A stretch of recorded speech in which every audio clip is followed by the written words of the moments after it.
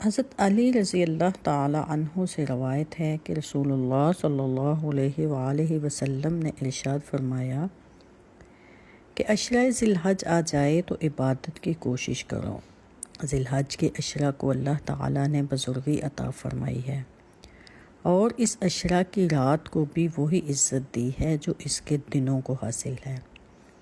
اگر کوئی شخص اس عشرہ کو کسی رات کی آخری تہائی میں 4 رکعتیں اس ترتیب سے پڑھے تو اس کو حج بیت اللہ اور روضہ پاک کی زیارت کرنے والے کے برابر ثواب ملے گا، اور اللہ تعالیٰ سے جو کچھ مانگے گا اللہ تعالیٰ اس کو عطا فرمائے گا۔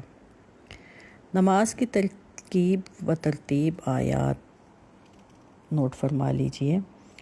ہر رکعت میں سورۃ فاتحہ، سورۃ الفلق، سورۃ الناس ایک بار، سورۃ اخلاص 3 بار، آیت الکرسی 3 بار۔